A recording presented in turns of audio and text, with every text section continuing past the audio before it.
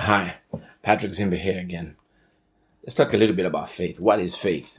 Obviously, it's a huge subject and it will take a long time. Just a little nugget on a little bit of the attributes and what faith is. We know from Hebrews 11, it talks about now faith is the substance of things hoped for and the evidence of things not seen. And I love what Mark chapter 11:22 it says, have faith in God. Have faith in God. And it says, verily I say unto you, that whoever shall say unto the mountain, be thou removed, and be thou cast into the sea, and thou shalt not doubt in thy heart, but shall believe that those things which they have said cometh to pass, he shall have whatsoever he saith. So it's about belief.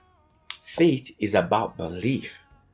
But what I believe, that's what faith is. And we know from scripture, there are different levels of faith. There's small faith, there's great faith, and we see different people exercising variations of faith. So what is it when we say I have faith? Many times we use this word loosely. We say it in hindsight. If something great happens, we want to say, hey, I had faith this would happen, and it happened. And faith is different from wishing. Faith is different from just wishing for something and hoping for something.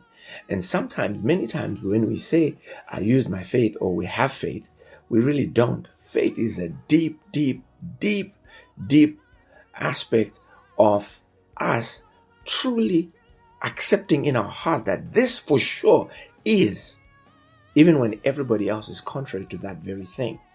And the one way to look at it, which is the way I just want to talk about it, is that faith, the opposite of faith, is fear and doubt. Now, we all know fear. Where there is fear or where there is doubt, I promise you, there is no faith. Where there is fear, where there is doubt, there is no faith. And guess what? The other way is true as well.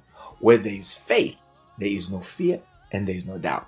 This is why sometimes you find people who be moved away so that they would remove people who are doubt in the area. Remember Mark chapter 9 when the disciples, when a father came to Jesus saying that his son would convulge and have epilepsy, and the disciples were trying to cast this demon out and they couldn't.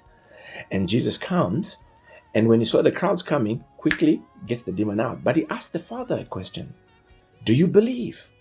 The father said, yes, I believe. Then he said, no, help my unbelief. And the disciples asked, but why couldn't we cast out this demon? And Jesus said, this kind, from the King James says, this kind comes up by prayer and fasting. It means that faith is that powerful force which must not leave room for fear or for doubt. And the more you have doubt, the smaller your faith is.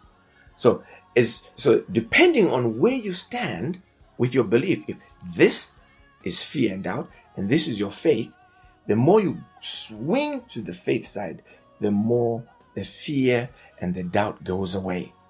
The more you swing towards fear and doubt, the more your faith goes away. So when it says have faith in God, if we're going to have those things that Hebrews talks about in Hebrews 11 verse 1, the substance of things hoped for, we must make sure that in our belief system, there is no room for fear.